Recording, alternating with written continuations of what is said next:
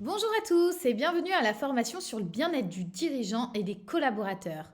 Je suis Marie Messager, ostéopathe à Versailles et aujourd'hui je vais vous présenter les 3 points clés que vous devez maîtriser pour que votre chemin professionnel soit empli de santé, de bien-être et d'épanouissement. Ces 3 points que l'on va détailler sont le corps, l'esprit et l'environnement. Ils peuvent vous sembler bateaux, mais rassurez-vous, pour chacun de ces éléments, je vais vous donner des conseils facilement applicables qui amélioreront votre bien-être, celui de vos collègues et qui boosteront les résultats de votre entreprise. Alors commençons tout de suite par le corps. Pendant de nombreuses années, on nous a expliqué qu'il fallait des bonnes postures de travail, qu'il fallait se baisser correctement pour attraper des choses. Mais ce qui a été considérablement négligé ces dernières années, c'est le mouvement. Et pourtant, c'est la clé. Par exemple, on voit sur ces images différentes postures de travail. Vous voyez celle assise en tailleur dans son lit, celle vautrée sur son canapé, celle assise par terre avec son canapé en guise de dossier, ou celle encore qui travaille debout penchée sur son ordinateur. Enfin, nous avons cette petite dame qui est debout avec un double écran mais bien en face d'elle, avec un bureau à hauteur réglable, etc., etc. Vous allez me dire, vous allez tous me dire, ah ben oui, c'est ça qu'il faut.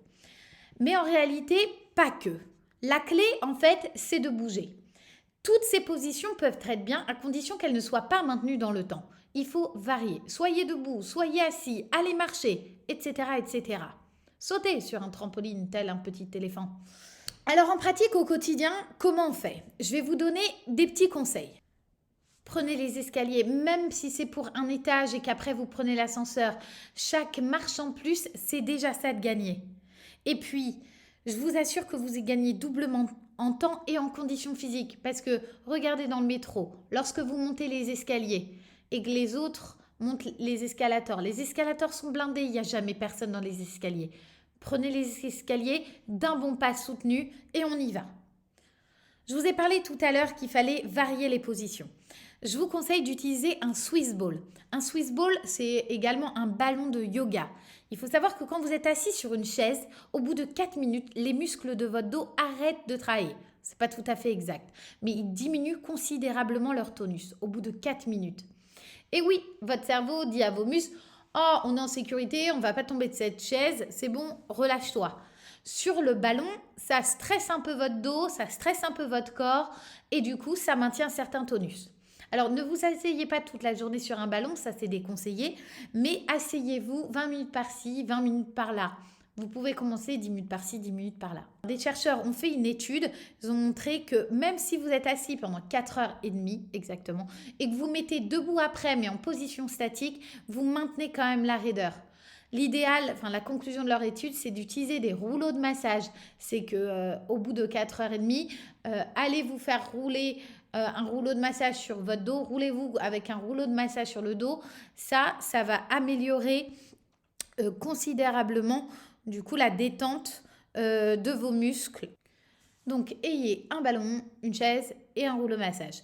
Mais pour ceux qui n'ont pas la possibilité d'avoir une chaise et un ballon, parce que c'est vrai que ça prend de la place, vous pouvez utiliser ce qu'on appelle des galettes de proprioception. Ce sont des petits coussins gonflables, enfin des petits coussins. Vous en trouvez très bien chez Decathlon. Et ça va mimer l'effet du ballon et ça va vous déséquilibrer. Ça prend beaucoup moins de place et vous pouvez vous asseoir pareil 20 minutes par-ci, 20 minutes par-là, une à plusieurs fois par jour. Ensuite, je vous conseille d'être minimaliste et minimalisme en terre de meubles.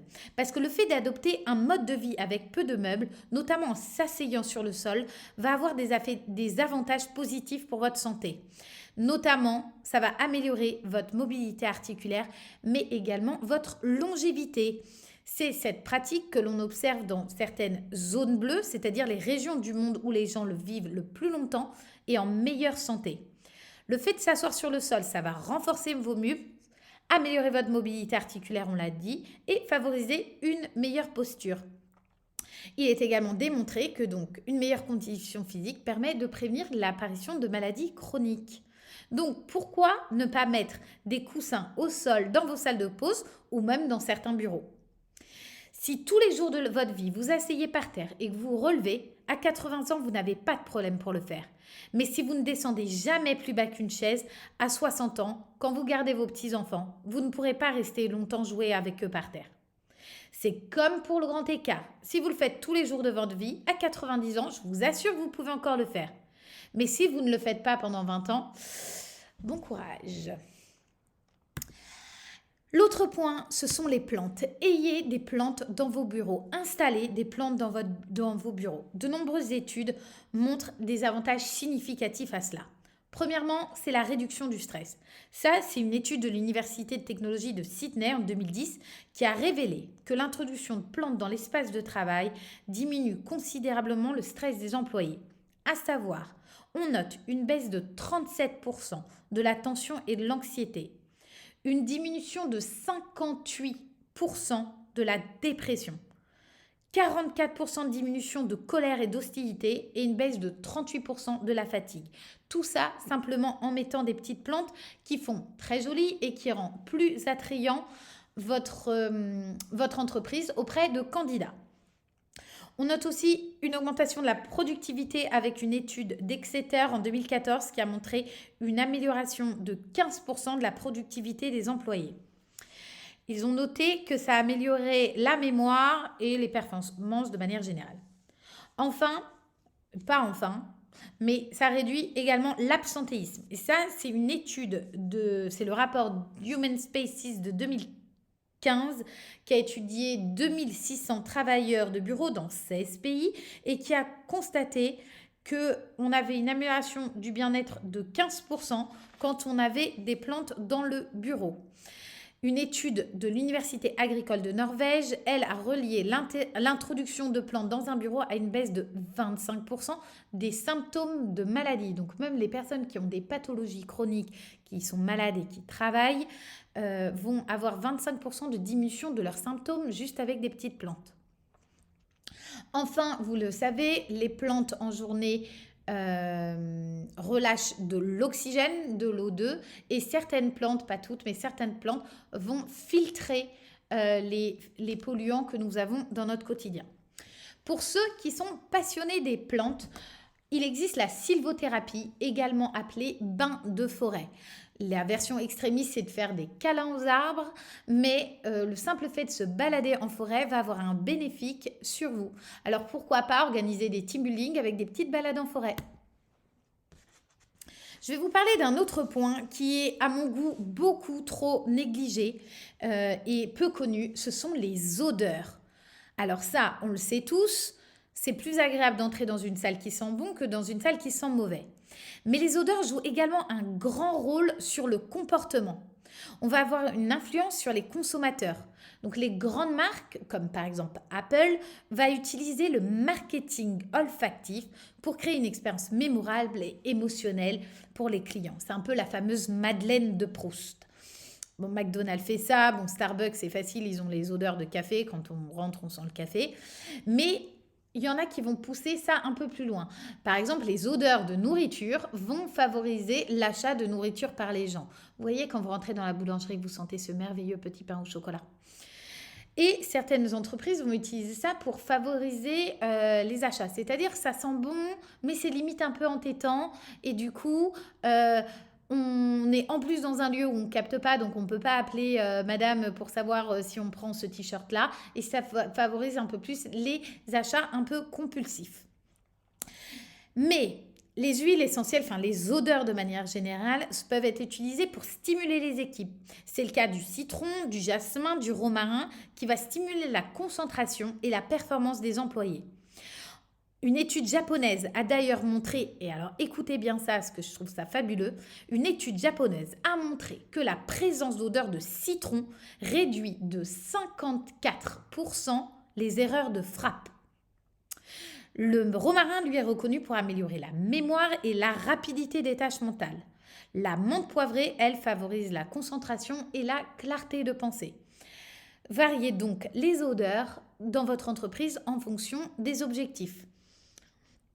Parce que des arômes spécifiques peuvent être utilisés par exemple pour améliorer la productivité. C'est le cas du gingembre qui va aider à lutter contre la fatigue et l'eucalyptus par exemple va aider à la circulation sanguine vers le cerveau. Il va rendre l'esprit plus aiguisé et plus efficace. Enfin, on peut utiliser des odeurs pour se relaxer. C'est le cas par exemple des odeurs de lavande et d'ylang-ylang qui aident à un environnement de travail apaisant et à réduire le stress. Vous pouvez aussi faire varier du coup les odeurs en fonction des états d'esprit de vos employés à un instant T. Le ylang-ylang en particulier est connu pour augmenter l'estime de soi et favoriser un sentiment d'harmonie, parfait à asperger quand il y a des conflits. La lavande, elle, est souvent associée à la relaxation et peut également aider à améliorer la concentration après les pauses. Du coup, n'hésitez pas à mettre de la lavande dans vos salles de pause. Et bien entendu, c'est l'image de votre entreprise parce que comme je vous le disais, il y a l'effet signature, l'effet Madeleine de Proust, et il y a aussi le fait que ça sent bon et c'est appréciable pour les gens. Pour vous procurer des senteurs, des produits de diffusion qui sentent bon et qui sont adaptés surtout à votre entreprise, je vous conseille l'entreprise Natarome, la maison de l'olfactif, qui peut adapter les senteurs en fonction de vos besoins. Enfin, je vais finir dans les petits tips par les couleurs des salles, les couleurs des endroits où vous travaillez, où vos collaborateurs travaillent, vont avoir un impact notable sur le comportement, l'humeur et la productivité. Alors, voici les petits tips sur les couleurs. Le bleu favorise la productivité et la concentration. Le vert, la détente et ça réduit la fatigue oculaire. Le jaune va favoriser la créativité et l'énergie, très bien pour les artistes. Le rouge va favoriser la stimulation, l'excitation, parfait pour les commerciaux qu'il faut réveiller le lundi matin. Et le orange, la communication, l'interaction sociale. Donc ça, c'est à mettre dans les salles, dans les parties communes ou également quand vous faites des points RH. En résumé, le choix des couleurs pour un espace de bureau ne doit pas se limiter que à un choix esthétique, mais nous vous conseillons de prendre en compte l'impact psychologique et la fonctionnalité par rapport aux activités prévues dans l'espace. Du coup, projetez-vous aussi quand vous êtes en train de créer un espace et discutez avec vos archis ou vos décorateurs d'intérieur pour adapter les couleurs en fonction de la salle des commerciaux, la salle des créas, etc., etc.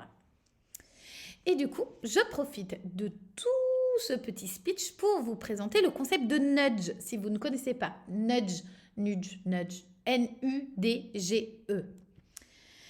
Le nudge, c'est l'art de la persuasion subtile. C'est un coup de pouce comportemental. En fait, ce sont des stratégies subtiles conçues pour orienter les décisions et les comportements des employés et des clients, mais sans les contraindre. C'est-à-dire qu'ils ont une certaine liberté, mais on les manipule quand même un petit peu, mais tout ça en bienveillance. C'est l'exemple, par exemple, des marches d'escalier qui sont transformées en notes de piano. Donc, vous avez l'escalator, donc la petite fille a le choix de prendre l'escalator ou de prendre les marches. Et quand elle monte sur les marches, ça fait des notes de piano. Ta, ta, ta, ta, ta. Dans certains cas, ils ont même associé le son et la lumière à ces marches. En gros, le concept du nudge, ça remplit plusieurs critères. Donc l'orientation, je vous l'ai dit, c'est de tenter de guider les gens vers une action précise qui serait meilleure pour eux. On pense à la bienveillance d'abord. La liberté, c'est-à-dire qu'on laisse aux gens le choix d'utiliser ou non ce coup de pouce. Donc la petite fille, elle avait le choix ou non d'utiliser l'escalator. Et ludique, il faut qu'il y ait un petit côté fun. C'est le cas de l'escalator, enfin de l'escalier piano. Et par exemple, pour favoriser les gens à mettre des papiers à la poubelle, on peut créer des petits paniers de basket en guise de poubelle. Et pour qu'un corps fonctionne très bien, il faut le renforcer. Il faut l'assouplir et le renforcer. On n'a pas besoin d'être extrêmement souple. On a besoin juste d'un minimum de souplesse pour vivre au quotidien. Et c'est ce qu'évaluent les bilans de conditions physiques GMC. Ce sont des anciens kinés et ostéos du 15 de France qui ont créé ces bilans de conditions physiques qu'on appelle Global Mobility Condition pour GMC. C'est un ensemble de 20 tests qui donnent une note sur 20. Ces tests englobent des tests de force, des tests de souplesse et des tests fonctionnels. Les créateurs ont établi une corrélation entre le risque de blessure et la note à ces tests. Si vous avez un score inférieur à 10 sur 20, vous avez 100% de risque de vous blesser lors d'une saison sportive. Et ils sont en train d'extrapoler cela à l'entreprise et de mettre en évidence une corrélation entre une mauvaise condition physique et le risque d'arrêt maladie. Donc encore une fois, on ne vous demande pas d'avoir une condition exceptionnelle, une condition physique exceptionnelle et de faire du sport tous les jours, mais il est indispensable d'avoir un minimum d'amplitude articulaire, un minimum de souplesse, un minimum de force et de fonction. Par exemple, un des tests consiste à toucher le sol avec ses doigts, avec le bout de ses doigts quand on est debout. Allez-y, essayez, mettez-vous debout, jambes tendues, on ne triche pas, et vous allez descendre et essayer de venir toucher le sol. Vous n'avez pas besoin de mettre les mains complètement à plat, juste venez toucher le sol. Une seconde. C'est ce type de bilan de conditions physiques que nous vous proposons chez Mesostéo. Mesostéo, c'est une entreprise qui propose des interventions d'ostéopathes directement en entreprise pour faire des consultations d'ostéopathie, des ateliers pour le bien-être des gens, mais également des bilans de conditions physiques GMC. Donc ça, c'était pour la mécanique pure. Ensuite, vous le savez, une machine ne fonctionne pas sans énergie. Et au même titre qu'une voiture a besoin d'essence ou d'électricité, notre corps a besoin d'alimentation. Rassurez-vous, je ne vais pas vous faire un cours de diététique, ça serait beaucoup trop long. Je vais juste vous parler brièvement de notre alimentation moderne. Nos aliments sont devenus pauvres en nutriments et notre alimentation transformée fait que nous encrassons la machine qui est notre corps. C'est le professeur Seignalier qui a passé sa vie à travailler là-dessus, qui parle dans son livre qui s'appelle L'alimentation ou la troisième médecine que vous pouvez trouver en téléchargement gratuit. Il parle de pathologies d'encrassage. L'arthrose, les tendinopathies, les colopathies et un bon nombre de cancers seraient des pathologies d'encrassage uniquement liées à notre alimentation et qui fait que nous digérons mal ces aliments et ils restent dans notre corps et l'encrassent. La bonne nouvelle, c'est qu'il suffit de bien manger pour stopper l'évolution d'un grand nombre de ces maladies, voire même de les guérir. Donc en gros, vos pires ennemis, c'est le sucre, particulièrement le sucre raffiné, les produits laitiers, la viande rouge et le gluten. Alors pour revenir à nos nudges et au fait que nous voulons améliorer le bien-être des dirigeants et des collaborateurs, voici quelques exemples que vous pouvez mettre en place dans votre entreprise. Utilisez des fontaines à eau. Parce qu'avec des fontaines à eau, on évite le plastique sur les bureaux. On aide ainsi l'écologie. Mais aussi, grâce à ces fontaines, on pousse le travailleur à se lever de sa chaise pour boire. Et donc, il bouge.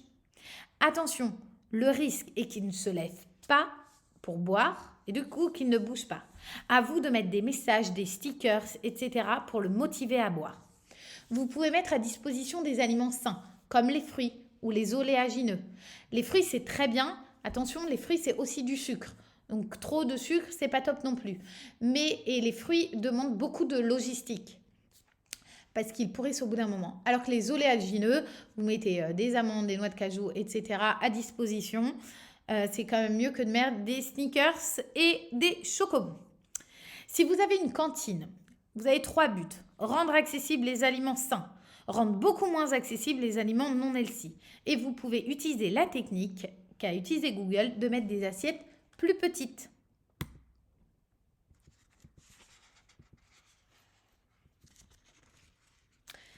Ça, c'était la première partie. La deuxième grosse partie sur le chemin d'un dirigeant ou d'un collaborateur heureux et en pleine forme, c'est l'esprit. Certes, le corps et l'esprit sont étroitement liés et les exercices que l'on va voir dans cette partie aident non seulement l'esprit, mais également le corps. Nous allons commencer par la respiration. Est-ce que vous avez déjà vu un bébé respirer ? Un bébé, lorsqu'il respire, il inspire en gonflant le ventre, à moins qu'il soit en pleine bronchiolite. Mais sinon, un bébé inspire en gonflant le ventre. Et vous, allez-y, respirez. Comment inspirez-vous ? Vous gonflez le ventre ou vous rentrez le ventre ? Parce qu'en réalité, nous sommes censés gonfler le ventre. C'est notre société où on s'est dit « tiens trop droit, rentre le ventre, sors les pecs, sors la poitrine » qui a fait qu'on s'est mis à rentrer le ventre. Mais à la base, on est censé inspirer en gonflant le ventre. Ça va favoriser le pompage sur le système digestif, améliorer l'apport d'oxygène sans effort, moins solliciter les côtes, moins solliciter les muscles inspirateurs accessoires. Je vous explique pourquoi avec cette vidéo. Quand on inspire, les poumons se remplissent d'air. Et pour qu'ils aient de la place, ils viennent le chercher au niveau du diaphragme. Donc le diaphragme, qui est le muscle là, vient s'abaisser, ce qui fait un rôle de pompe sur les viscères. Parce que le diaphragme sépare le thorax de l'abdomen. Dans l'abdomen, il y a tous les viscères, tout le système digestif. Donc, quand on inspire, le diaphragme s'abaisse, ce qui provoque un rôle de pompe sur les viscères. Si l'on inspire en rentrant le ventre, le diaphragme ne peut pas s'abaisser, ou du moins beaucoup moins. Et donc, les poumons ne peuvent pas s'expandre autant qu'il le faudrait. Et donc, le poumon, qui a besoin de place, va venir chercher sur les côtés. Il va donc sursolliciter les côtes, les muscles intercostaux et également les muscles inspirateurs accessoires. Ce sont les muscles du cou et sous la clavicule, etc., qui sont sollicités quand on fait un gros effort et qu'on a besoin d'inspirer. On vient contracter les muscles du cou. En fait, on vient tirer partout sur les côtes pour pouvoir laisser la place aux poumons. Ces muscles sont censés être sollicités lorsqu'on a besoin de beaucoup d'oxygène, c'est-à-dire quand on court, quand on fait du sport, etc. Mais au quotidien, on n'est pas censé les solliciter. Si on les sollicite au quotidien, c'est-à-dire que si on inspire en rentrant le ventre et donc qu'on sursollicite les côtes et les muscles inspirateurs accessoires, c'est là où on va avoir l'apparition de douleurs costales, de douleurs sur les muscles intercostaux et de douleurs au dos et au cervical. Voilà pourquoi. Donc retenez bien, quand on inspire, le diaphragme s'abaisse et ce qui provoque un rôle de pompe sur les viscères. Maintenant, c'est à vous de jouer. En pratique, le but du jeu, inspirer en gonflant le ventre. Et ça a l'air pourtant simple, mais c'est assez difficile quand on ne le maîtrise pas. Donc pour ça, vous allez placer une main, comme la dame sur la photo, une main sur le thorax et une main sur le ventre. But du jeu, on inspire en gonflant le ventre. Donc c'est la main sur l'abdomen qui va bouger et la main sur le thorax, elle est immobile. Allez-y, on inspire.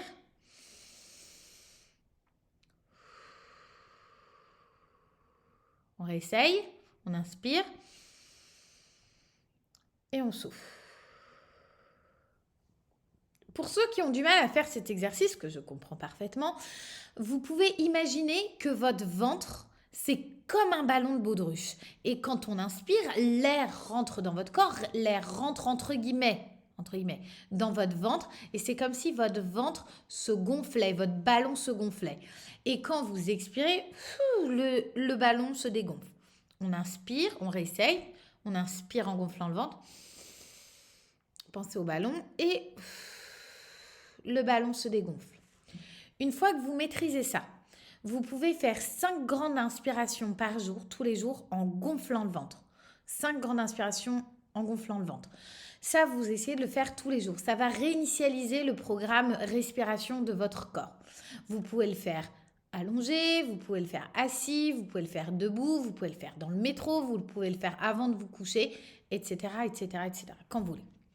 Vous pouvez également le faire quand vous êtes un petit peu stressé, c'est-à-dire juste avant de faire une conférence, juste avant d'avoir une réunion importante, juste avant que vous avez une confrontation avec quelqu'un, juste avant les repas de famille, etc. Et on peut aller plus loin si vous voulez. La respiration a un pouvoir encore plus important. Elle a la capacité de vous booster, de vous calmer. Elle a la possibilité de réduire votre stress, de ralentir le vieillissement de votre corps et ça coûte moins cher que le Botox. C'est ce qu'on appelle la cohérence cardiaque. La cohérence cardiaque, en fait, c'est un outil très simple qui a pour but de rythmer sa respiration pour agir sur le rythme cardiaque. La respiration a un effet sur le système nerveux. Il y a 2 types de systèmes nerveux. On a le système nerveux sympathique qui lui est responsable de l'action, de vous faire sauter, bouger, dynamiser, etc. Et le système nerveux parasympathique qui lui est responsable de la mise au repos et de faire fonctionner le système digestif. Le fait de travailler la respiration va agir de 1 sur ces systèmes nerveux, mais de 2 sur le taux de cortisol qui est l'hormone du stress. Donc, pour diminuer votre stress et vos conséquences, pratiquez la cohérence cardiaque. Il y a 3 manières de pratiquer la cohérence cardiaque. En gros, 3 manières. Premièrement, être à l'équilibre. Deuxièmement, c'est pour se dynamiser, par exemple le matin. Ou troisièmement, pour se relaxer, voire s'endormir. Je vais vous montrer comment faire avec l'application Respirelax par exemple. Il existe plusieurs outils qui vous permettent de travailler la cohérence cardiaque. Je vous conseille l'application Respirelax déjà parce qu'elle est gratuite et qu'elle est très simple d'accès. Vous avez 3 modes vraiment à retenir: équilibre, relaxant, dynamisant. Pour la cohérence cardiaque, il faut faire des cycles respiratoires de 10 secondes. Donc, on inspire et on expire, tout ça sur 10 secondes. Si on veut être à l'équilibre, c'est très simple, on va équilibrer l'inspiration et l'expiration. C'est-à-dire qu'on va faire 5 secondes d'inspiration, 5 secondes d'expiration. C'est ce que je vais vous montrer là dans cette vidéo parce que je ne sais pas à quel moment de votre journée vous êtes et donc je ne sais pas si vous avez besoin d'être dynamisé ou d'être relaxé. Donc on va tabler sur l'équilibre. Mais si vous voulez vous relaxer, il va falloir stimuler le système parasympathique et stimuler donc l'expiration. Donc on va faire 4 secondes d'inspiration, 6 secondes d'expiration. Et ça, c'est ce que je vous conseille de faire le soir avant de vous coucher.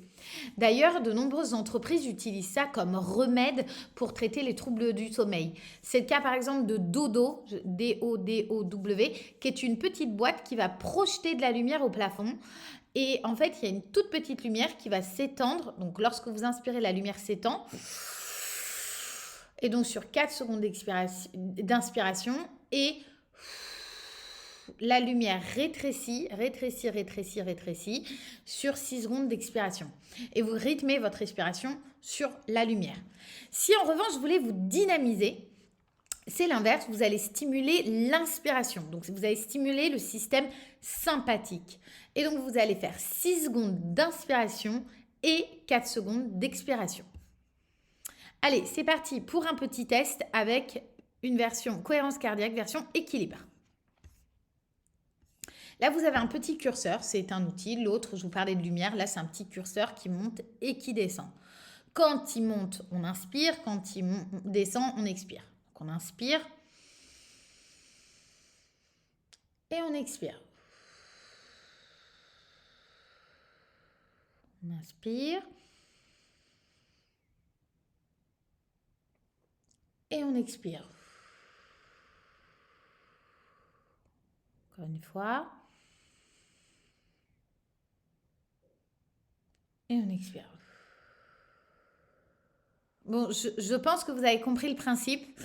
L'idéal, ce que l'on recommande, enfin ce que les études recommandent, c'est de pratiquer la cohérence cardiaque 3 fois par jour, 5 minutes. Donc 5 minutes le matin, 5 minutes le midi, 5 minutes le soir. Après, on fait ce qu'on peut. Vous pouvez déjà commencer par 5 minutes une fois par jour. Et voilà. Au début, vous aurez besoin de l'application. Après, en fait, vous aurez juste besoin de compter. Voilà pour la cohérence cardiaque. Après, sur l'esprit et donc votre corps, vous avez un autre outil qui est magique, c'est la pleine conscience. La méditation est une des méthodes de pleine conscience. En gros, le concept, c'est d'éteindre la petite voix qui est en vous, parce que nous avons tous une petite voix à l'intérieur de nous qui nous parle. Non, vous n'avez pas des problèmes psychologiques, tout le monde a cette petite voix à l'intérieur de soi. Et donc l'idée, c'est de l'éteindre et de vous concentrer sur vos 5 sens, sur ce que vous voyez, sur ce que vous sentez, sur ce que vous touchez, entendez et goûtez. Donc, par exemple, pour commencer, les gens qui n'ont pas l'habitude de ce genre d'exercice, ou les gens comme moi qui ont beaucoup de mal à se poser pour méditer, je vous recommande de pratiquer ça par exemple en mangeant, en marchant ou sous la douche et de vous concentrer sur vos sens. Concentrez-vous d'abord sur un sens. Par exemple, vous baladez dans la rue et vous dites « Ah, qu'est-ce que c'est joli, les feuilles des arbres tombent, ah, il neige, etc. etc. » Dès que votre petite voix intérieure revient et vous commencez à ruminer, à penser à d'autres choses, hop, on switch de sens. Ah, et vous pouvez dire « Ah, ça sent bon la pollution à Paris. » Non, je plaisante. L'idée, c'est « Ah, ça sent bon. » Toujours essayer de vous focaliser sur le positif et non pas sur le négatif. Et au fur et à mesure, on switch de sens, Après, vous pourrez combiner les sens. Vous pourrez voir un pain au chocolat et dire « Ah, ça sent bon un pain au chocolat. » etc. Pratiquez quelques minutes de pleine conscience tous les jours, au quotidien, dans différents instants de votre journée. C'est vraiment la clé pour vous aider à aller bien tous les jours. L'important, c'est la régularité. Il vaut mieux faire un petit peu régulièrement que beaucoup d'un coup. Après, ça deviendra une habitude. Donc ça, c'était pour l'esprit. Enfin, le dernier gros point que je veux aborder avec vous, c'est l'environnement. L'environnement, je l'ai résumé en deux parties, la luminothérapie et les relations humaines. Bien sûr, on pourrait rajouter beaucoup plus de choses. Mais il fallait faire des choix. Donc, la luminothérapie, c'est le fait de s'exposer à la lumière du jour. La luminothérapie, ça peut être simplement s'exposer à la lumière du jour en allant dehors et en voyant ce magnifique paysage, ou alors utiliser des lampes de luminothérapie dont je vais vous parler juste après. La luminothérapie a pour but de réduire le stress et d'améliorer l'humeur. Des études ont montré que s'exposer à la lumière du jour peut être efficace dans le traitement de divers types de dépression, y compris la dépression saisonnière et non saisonnière. Une méta-analyse a révélé que la luminothérapie peut être aussi efficace que les antidépresseurs pour traiter la dépression non saisonnière, avec une amélioration, sur leur étude qu'ils ont faite, de 60% des participants. La luminothérapie, en fait, comment ça agit? Ça agit sur la production de sérotonine, l'hormone du bonheur, et ça contribue à améliorer l'humeur et la réduction du stress. Mais la luminothérapie, c'est très connu aussi pour améliorer le sommeil. En effet, la luminothérapie va jouer sur la sécrétion de mélatonine, qui est la fameuse hormone du sommeil. En fait, c'est ce contraste jour-nuit qui va faire que votre corps va synthétiser ou pas cette mélatonine. Donc, des études ont montré que la luminothérapie, c'est efficace pour traiter les problèmes de sommeil, y compris l'éveil matinal précoce et l'insomnie. C'est une étude de l'université de Sherbrooke qui a révélé que l'exposition à la lumière du jour le matin améliore la qualité de sommeil et l'humeur des personnes qui souffrent d'insomnie. Et c'est 85% des participants qui ont noté une amélioration. La luminothérapie, ça améliore les capacités intellectuelles. Une étude de Cambridge, de l'université de Cambridge, a trouvé qu'une telle exposition pendant la journée pouvait améliorer la productivité des travailleurs de bureau de 10 à 25%. Après, quand on améliore tout ça, on améliore la régulation du poids, de l'appétit, mais aussi de l'immunité et de la fertilité. Et en pratique, comment on fait? Soit vous allez en vacances, vous allez au soleil l'hiver, soit vous achetez une lampe de luminothérapie. Les critères à prendre, c'est qu'il faut que votre lampe de luminothérapie fasse au moins 10 000 lux. Vous utilisez la lampe le matin, uniquement le matin, ne l'utilisez pas l'après-midi. Utilisez votre lampe le matin jusqu'à midi, 30 minutes par jour le matin. Vous essayez de vous placer entre 30 et 50 cm de votre lampe. Et en fait, ce qu'on le conseille, c'est le matin, dès que vous vous réveillez, allumez votre lampe de luminothérapie. Prenez votre petit-déj avec votre lampe. Éventuellement, vous pouvez en avoir une au bureau aussi. Mais simplement, le fait de faire ça va vous aider. C'est un peu comme quand vous êtes en vacances et que vous ouvrez les volets et que vous avez de la lumière qui rentre. C'est beaucoup plus agréable. Le dernier point de ma présentation sur le bien-être du dirigeant et des collaborateurs, ce sont les relations humaines. Et je vais vous parler d'une étude très connue, vous connaissez peut-être, c'est la célèbre étude d'Harvard, connue sous le nom d'étude sur le développement des adultes de Harvard.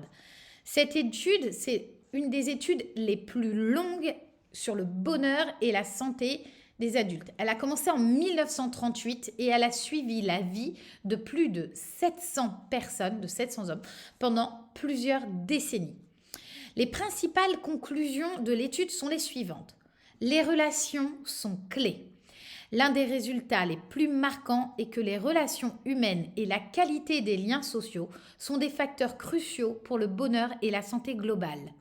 Les personnes ayant des relations fortes, soutenantes et chaleureuses avaient tendance à être plus heureuses, en meilleure santé et à vivre plus longtemps. Qualité plutôt que quantité. Ce n'est pas le nombre d'amis ou de relations sociales que l'on a, mais la qualité de ces relations qui importe le plus. Des relations conflictuelles ou de mauvaise qualité peuvent être toxiques et avoir un impact négatif sur la santé. Il existe une phrase qui dit que on est la moyenne des 5 personnes avec lesquelles on traîne. Choisissez bien du coup ces 5 personnes. L'étude d'Harvard du coup a montré que ça nous protégeait des affres du vieillissement. Les relations solides semblent protéger les gens contre les méfaits de la vieillesse, y compris contre le déclin mental. Vous voulez éviter Alzheimer? Voyez des gens. Les participants de l'étude qui étaient le plus satisfaits de leur relation à 50 ans étaient les plus en bonne santé à 80 ans. Ensuite, il y a la sécurité émotionnelle. Ça joue un rôle majeur. Être en relation avec quelqu'un en qui on peut compter en période de besoin a été lié à une meilleure santé mentale, notamment une réduction de l'anxiété et de la dépression. Enfin, relations et santé physique. La santé physique en fin de vie est mieux prédite par les relations sociales que par le niveau d'intelligence ou même par les gènes. En conclusion, l'étude d'Harvard souligne l'importance des relations humaines pour le bien-être général. Elle démontre que bien que l'argent et les succès professionnels puissent apporter certaines satisfactions, les relations humaines profondes et significatives sont essentielles pour une vie heureuse et saine. Et donc en pratique, valorisez les relations de travail, faites des team building, des pauses café régulières, aménagez des espaces de travail collaboratifs, trouvez bien un équilibre travail-vie personnelle et je sais que ça peut être difficile. Mettez en place du soutien et du mentorat, un mentor avec un petit nouveau, etc. Mettez en place des initiatives de bien-être dans votre entreprise, des plantes, des Swiss balls à disposition, des séances d'ostéopathie, des rouleaux de massage, etc., etc. Pensez aux odeurs, pensez aux couleurs de vos salles et pensez à valoriser les gens, reconnaissance et appréciation. Vous pouvez par exemple faire le meilleur employé du mois. Le meilleur employé du mois, c'est pas forcément celui qui rapporte le plus d'argent, mais ça peut être sur un domaine particulier. C'est mettre en valeur un employé tous les mois. Pensez à remercier vos partenaires. Pour les vœux de bonne année, pensez à écrire et à personnaliser vos vœux. L'appréciation et la reconnaissance par autrui est la clé des relations humaines. Et donc, en résumé, pour finir sur cette partie, je vous invite à vous donner tous beaucoup d'amour. J'espère que cette formation sur le bien-être du dirigeant et des collaborateurs vous a plu. S'il y a d'autres aspects que vous voulez aborder, n'hésitez pas à les écrire en commentaire. Je le ferai peut-être dans une prochaine vidéo. Merci à tous pour votre écoute et à très bientôt.